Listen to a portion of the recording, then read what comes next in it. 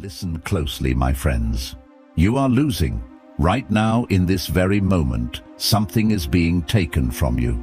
Not your money, not your time. Something far more precious. Your mind is being stolen, piece by piece. And the terrifying truth is, you handed it over willingly.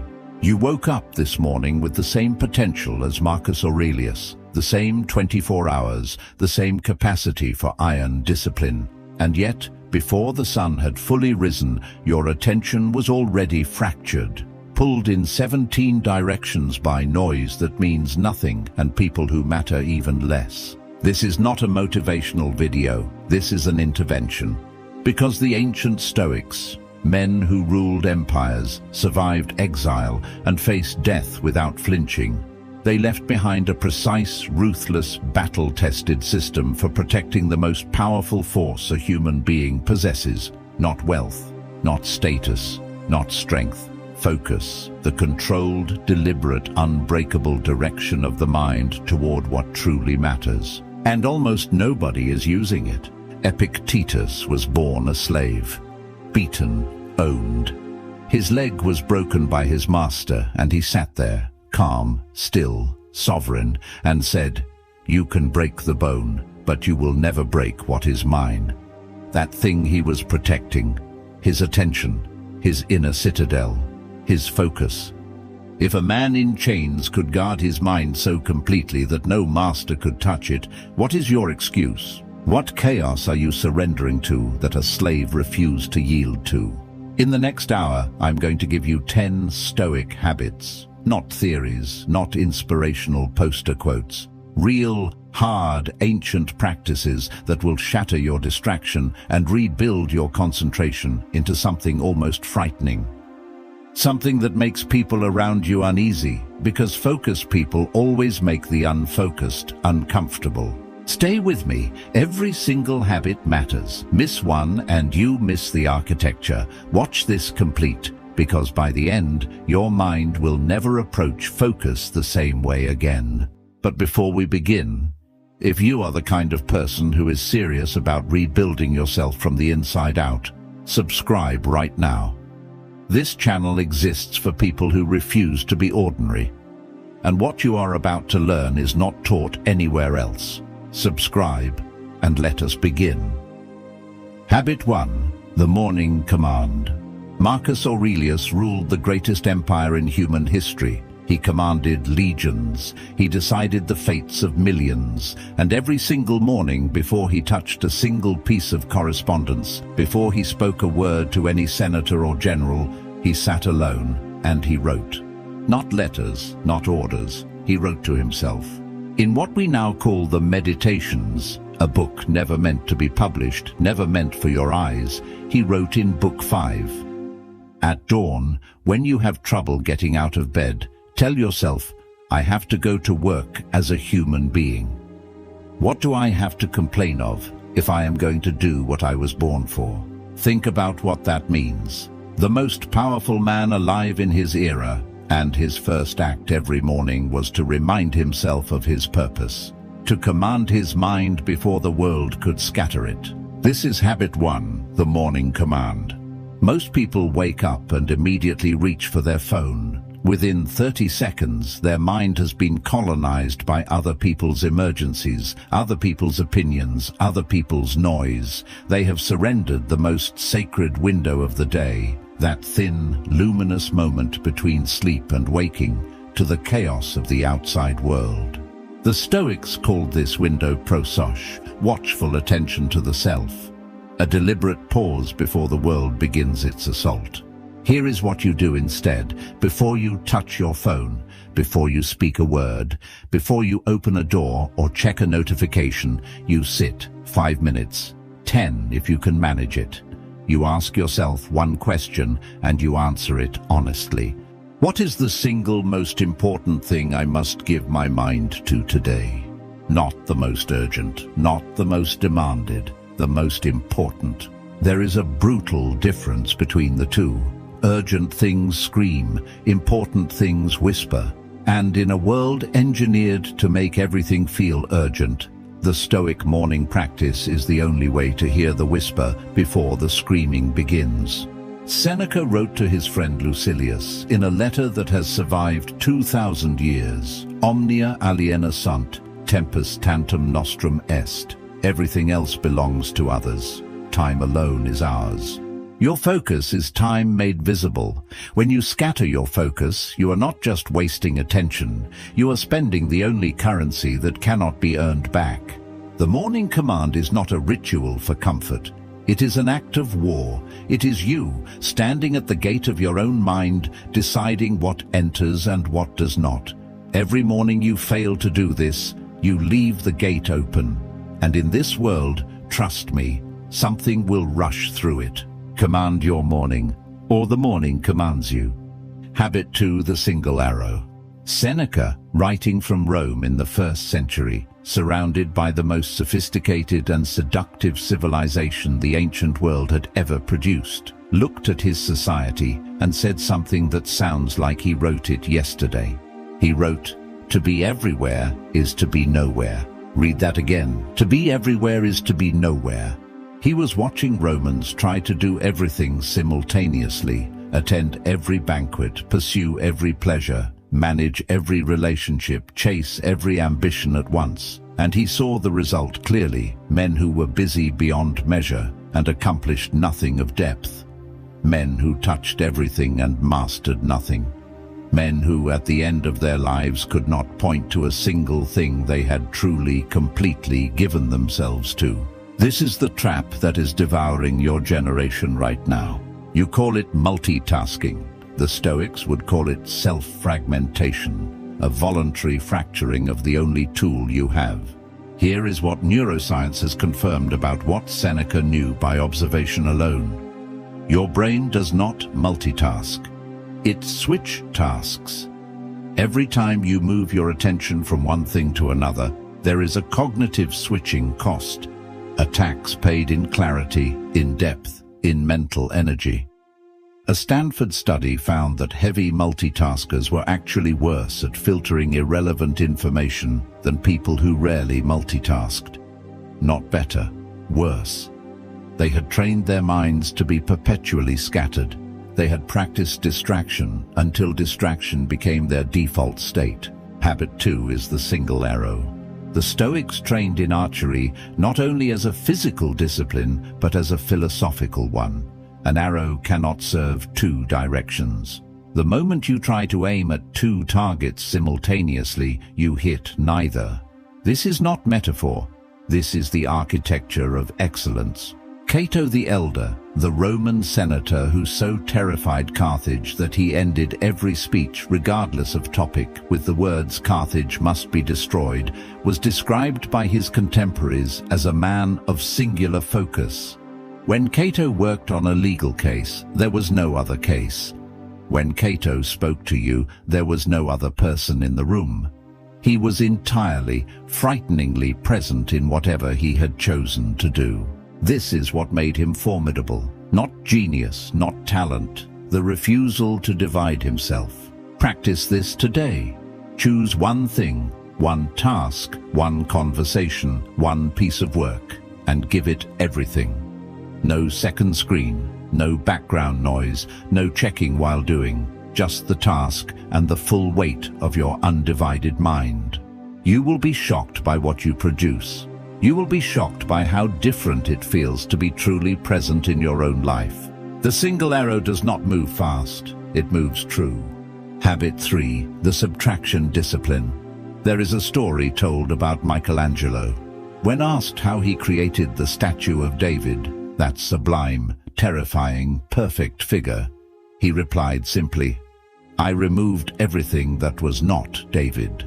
The Stoics understood this principle with an almost brutal clarity. Marcus Aurelius wrote in his Meditations, "If you seek tranquility, do less." Or more accurately, do what is essential, which brings a double satisfaction: to do less, better. Do less, better. 3 words that could transform your life if you allowed them to. But most people cannot allow them, because subtraction is frightening. Addition feels like progress. subtraction feels like loss. And so people keep adding. More apps, more commitments, more relationships, more content, more noise, until their life is so full of the unimportant that there is no room left for anything that matters. Habit 3 is the subtraction discipline. The Stoic philosopher Musonius Rufus, the teacher of Epictetus, a man so respected that even Nero banished him twice because his influence was too powerful, taught that the disciplined life was defined not by what you took on, but by what you refused. He wrote, "The person who eats more than they need does not nourish themselves, they burden themselves. The same is true of the person who takes on more than they can fully attend to. You are burdened not by your circumstances, by your accumulation." This week, I want you to conduct what the Stoics called a cura, a careful review. Look at your commitments, your digital habits, your conversations, your entertainment, your social obligations. Ask of each one a single ruthless question. Does this serve the person I am trying to become? Not does this make me comfortable? Not does this make me liked? Does this serve the person I am trying to become? If the answer is no, cut it. Not slowly, not politely, cut it. Every time you remove something that was diluting your focus, the remaining things become sharper. Your energy does not spread thinner, it concentrates. And concentrated energy, like concentrated light, can burn through almost anything. David was always inside the marble. Marcus Aurelius knew that the life you want is already inside you, buried under everything you have not yet had the courage to remove. Subtract, and watch what emerges. Habit 4, the fortress hour. In 177 AD, Marcus Aurelius was fighting a war on two fronts, the Marcomannic Wars in the north and a plague that was killing 5,000 Romans a day. He was simultaneously emperor, general, judge, and philosopher. The administrative demands on him were beyond anything most people in history have ever faced. And somehow he produced the Meditations. 12 books of the most precise, honest, psychologically sophisticated thinking in the ancient world, written not in a quiet library, but in a military tent at the edge of the known world, surrounded by death. How? Because he protected time for deep thought the way he protected supply lines. Not when convenient, not when everything else was done. He protected it first, because he understood that without the clarity deep thinking produced, everything else would fail. Habit 4 is the fortress hour. The Latin term for this in Stoic practice was otium. Not idleness, but deliberate, protected, undistracted time given to the work that matters most. Seneca wrote extensively about this. He warned that the man who has no time set aside for himself, genuinely set aside, defended, inaccessible, that man belongs entirely to others. He wrote, "Recede into ips, withdraw into yourself as much as you can. This is not introversion, this is strategy. Every day you must have at least 1 hour, ideally the same hour every day, where you are completely unavailable. Phone off, door closed, or location removed from the world. No emails, no messages, no interruptions. Just you and the work that demands your deepest attention." This feels impossible to most people, and that feeling of impossibility is precisely the evidence that you need it. Because what you are really saying when you say you cannot find one undisturbed hour is, "I have given every hour of my existence to everyone and everything except what I care about most." The fortress hour is not selfish. It is the condition under which everything valuable gets created. The greatest writing, the deepest thinking, the most important decisions, these do not emerge from the fractured, constantly interrupted mind. They emerge from the mind that has been given room to breathe, to go deep, to encounter itself. Build your fortress, defend it, and enter it every single day. Habit 5, the obstacle as whetstone. Most people lose their focus when things go wrong, when the project breaks, when the relationship fractures, when the body fails, or the plan collapses. The moment reality stops cooperating, the mind scatters, chasing anxiety, replaying failure, spiraling into what-ifs. The Stoics saw this pattern clearly, and they developed a practice so counterintuitive, so alien to modern thinking, that most people cannot fully believe it even when they understand it. They trained themselves to use obstruction as fuel. Marcus Aurelius wrote what has become perhaps the most quoted Stoic line in modern philosophy: "The impediment to action advances action. What stands in the way becomes the way." But most people quote this line and misunderstand it. They think it means stay positive. It does not mean stay positive. It means something far more practical and far more demanding. It means the harder the thing in front of you, the more fiercely you must direct your attention toward it, not away from it, toward it. Habit 5 is the obstacle as whetstone. A whetstone sharpens a blade by creating friction. The harder the stone, the sharper the edge. The Stoics understood that difficulties, frustration, resistance, failure, opposition were not interruptions to the focused life.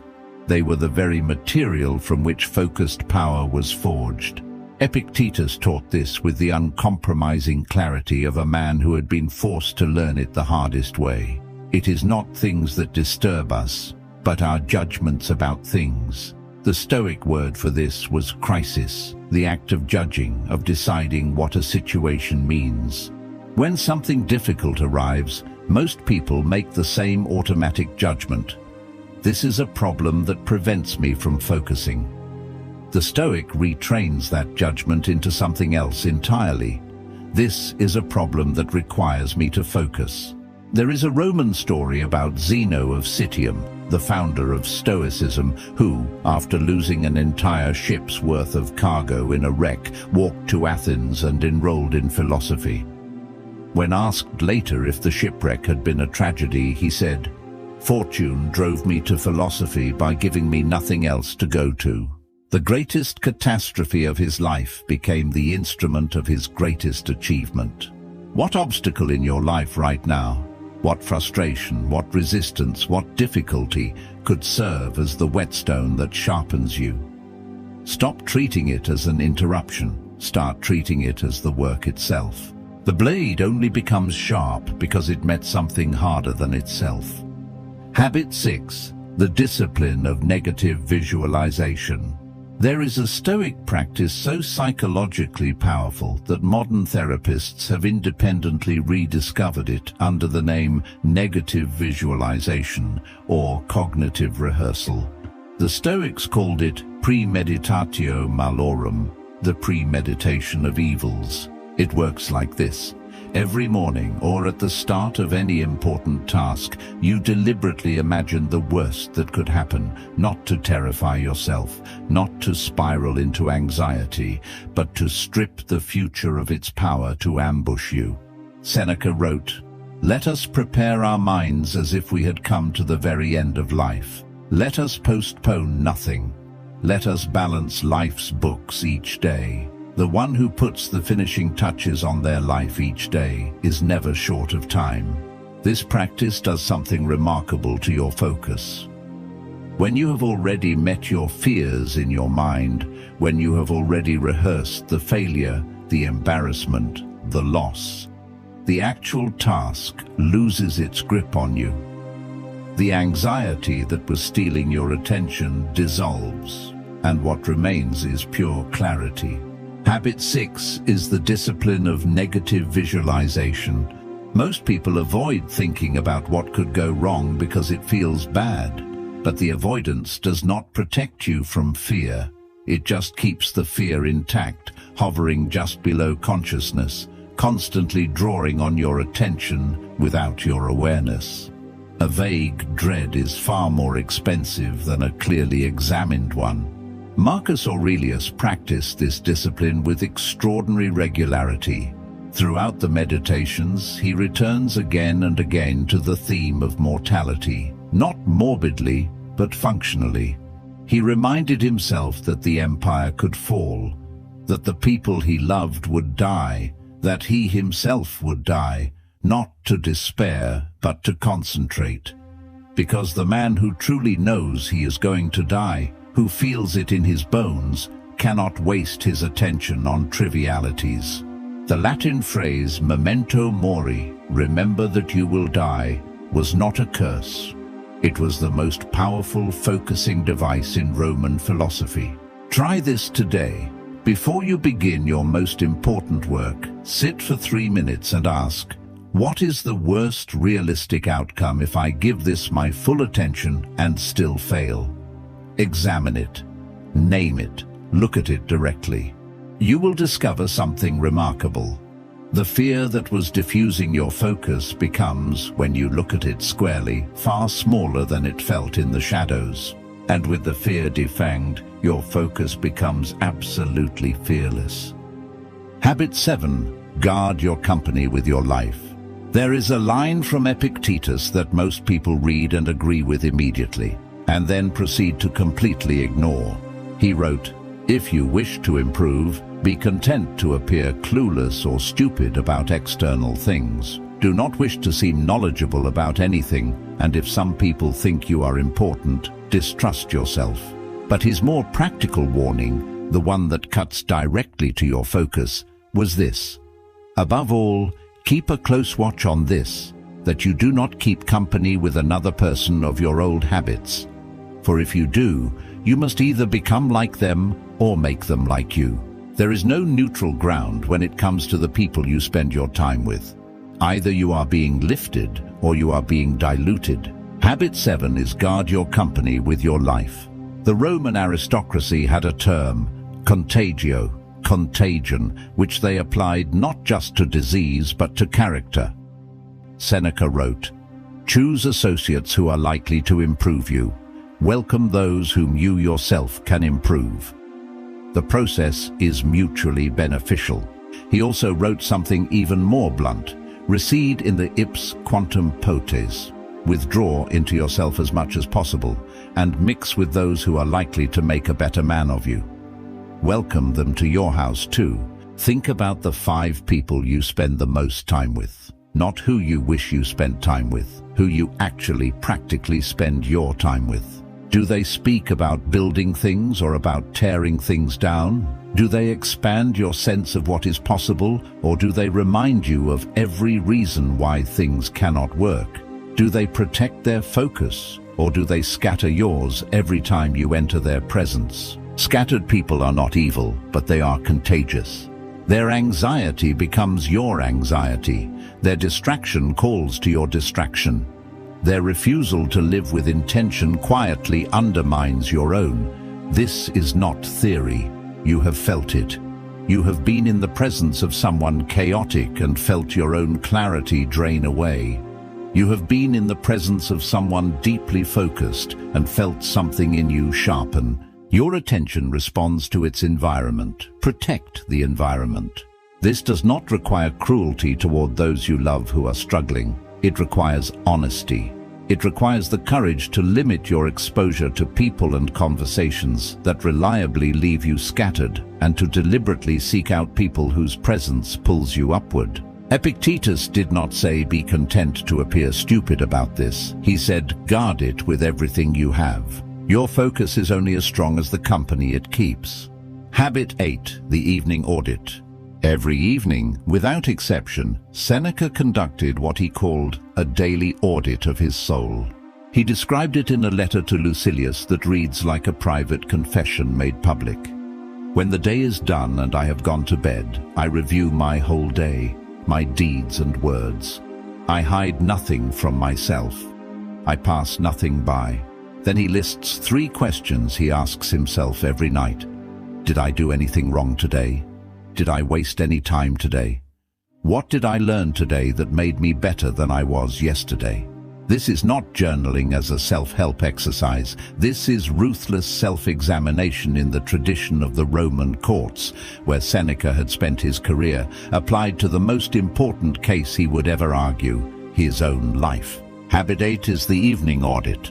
Most people end their days the way they began them, unconsciously. They collapse into bed having been swept through 16 hours by whatever happened to demand their attention, with no review of how their focus was spent and no preparation for how it will be spent tomorrow. And then they wonder why nothing changes. The evening audit breaks this cycle. It inserts consciousness between today and tomorrow.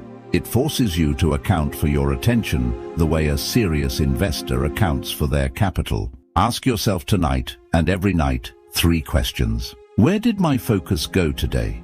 Not where was I supposed to give it? Where did it actually go? Was it where I chose to direct it, or did the day simply carry it wherever the current was strongest? Where did I allow my attention to be stolen? Was it the phone? A conversation that should have been shorter, an anxiety I fed instead of examined? Name the thief precisely. And finally, what single change in tomorrow's behavior would return the most focus to the most important work? Just one, not a list of resolutions, one surgical change. Marcus Aurelius ends many entries in the Meditations with a tone of profound impatience, with himself, with his failures, with the gap between who he was and who he knew he could be. This is not self-flagellation. It is the productive dissatisfaction of a man who refused to let himself become comfortable with anything less than his full capability. The evening audit is the instrument of that productive dissatisfaction. It keeps the gap visible, and visible gaps get closed. 30 days of honest auditing will show you more about the true patterns of your focus than any productivity system ever devised. Habit 9. The body as instrument, not enemy. There is a moment in the Meditations where Marcus Aurelius, writing after a day of administrative and military demands, addresses himself with a sharpness that still cuts across 20 centuries. He writes, "Treat the body rigorously so that it may not be disobedient to the mind, not indulgently, not extravagantly, rigorously, because the emperor understood something that our culture, obsessed simultaneously with physical aesthetics and physical neglect, refuses to sit with. The body is not separate from your ability to think. It is the instrument through which thought happens. A degraded instrument produces degraded music." Habit 9 is treating the body as instrument, not enemy. The Stoics were not ascetics in the manner of some Greek philosophical schools. They did not advocate for the punishment of the body or the glorification of physical suffering. Their position was more precise and more demanding. The body must be fit to serve the mind's purpose, not more, not less, fit to serve. Seneca wrote, "I do not exercise my body for its own sake. I exercise it so that it does not become a burden to my thinking." What does this mean practically? It means that the fatigue you are fighting every afternoon, that fog, that inability to hold a thought, is not a motivational problem. It is a physical one. It is the result of insufficient sleep, of food chosen for comfort rather than clarity, of a body that has been sitting still for so long it has begun to rebel. The prefrontal cortex, the part of your brain responsible for concentration, decision-making and impulse control, is profoundly affected by sleep deprivation, poor nutrition, and physical inactivity. This is not metaphor. When you fail to sleep, your prefrontal cortex literally operates with reduced blood flow. Your ability to concentrate is chemically compromised before the day has even begun. Cato the Elder, who was famous for his physical austerity, walked everywhere when other Roman senators rode. He worked in his fields. He ate simply and slept adequately. Not because he enjoyed suffering, but because he understood that a body maintained at peak function gave him something no amount of wealth could buy, a mind that worked. Here is the minimum the Stoic framework demands: sleep 7 to 8 hours. Move your body every day, even walking, even briefly. Eat to sharpen, not to numb.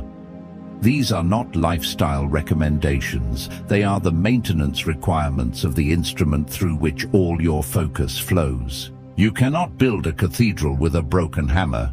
Take care of the hammer. Habit 10. Live as though the moment is all you have, because it is. In the fifth book of the Meditations, Marcus Aurelius writes something so stark, so direct, so utterly stripped of sentiment that most readers pass over it without fully letting it land. He writes, "You could leave life right now. Let that determine what you do and say and think. You could leave life right now. Not someday, not in the distant future when your health declines or your age catches you. Right now, this afternoon, this hour." The Stoics were not being morbid, they were being precise. And the precision of that statement, when you genuinely allow it to settle into your body, does something to your relationship with distraction that no productivity hack, no time management system, no motivational speech can replicate. It makes triviality visible. When you carry the genuine awareness that this moment is finite and unrepeatable, not as an abstract philosophical position, but as a living, breathing reality, the notification on your phone loses its urgency. The argument that was consuming your attention becomes obviously unworthy. The procrastination, the distraction, the endless deferral of the things that matter most, all of it suddenly looks like what it is, the squandering of an irreplaceable inheritance. Habit 10 is this: live as though the moment is all you have, because it is. Seneca wrote to Lucilius in perhaps the most urgent letter in the entire collection, Ita fac, mi Lucili, vindica te tibi. Do this, my Lucilius. Claim yourself for yourself. Claim yourself for yourself. Not for your employer, not for your social media audience, not for the expectations of people who do not share your goals and will not share your regrets. For yourself. Now. Today. This is not selfish. It is the prerequisite for everything else. The person who has not claimed their own attention cannot give anything real to anyone. The person whose mind belongs to everyone except themselves produces nothing of depth, loves with nothing of fullness, lives with nothing of meaning. The Stoics understood that time is the only resource that cannot be stored, cannot be earned back, and cannot be borrowed. Every other loss in life can be recovered from. Lost money can be made again.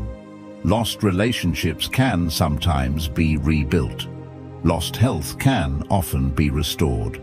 Lost time is gone with a finality that nothing else in human experience matches.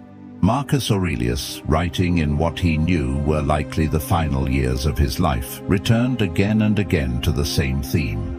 Not with despair, but with the clean, demanding urgency of a man who has decided not to waste what remains. He writes, "Confine yourself to the present. Not the past you cannot change, not the future you cannot control. The present, the only place where focus lives, the only moment where your attention can actually do anything." This is the 10th habit, and it is the one that makes all the others possible. Because without this, without the genuine gut-level understanding that you are not owed another minute, the other 9 habits become intellectual exercises, interesting ideas, things you will probably start doing next Monday. With it, they become urgent, they become non-negotiable, they become what you do today because today is quite possibly all there is. Confine yourself to the present, and in that confinement, you become free. 10 habits. 10 ancient disciplines, refined across centuries by men who faced exile, slavery, war, plague, and death, and who built through all of it minds of extraordinary clarity and power. The morning command, the single arrow, the subtraction discipline, the fortress hour, the obstacle as whetstone, negative visualization, guard your company, the evening audit, the body as instrument, and living as though this moment is all you have. None of these are easy. All of them are possible, and any one of them, practiced consistently, will begin to change the texture of your mind. But the Stoics did not practice one habit. They built a way of being, a complete architecture of attention that made excellence not an occasional achievement, but the natural condition of their daily existence. That architecture is available to you. It has been available for 2,000 years. The only thing standing between you and it is the willingness to begin, today, not tomorrow, and to defend your beginning against every force in a world that profits from your distraction. Epictetus said, "First say to yourself what you would be, then do what you have to do. Say it now. I will be the person who protects their focus with the same ferocity with which warriors once protected Rome. I will claim my attention for myself. I will begin today." And if this video struck something real in you, something you recognized, then subscribe. Share it with someone who needs to hear it. Leave a comment below with the one habit you're going to start immediately. Not next week, today. The gate of your mind is open. It is time to close it and guard it, for everything that matters most is on the other side.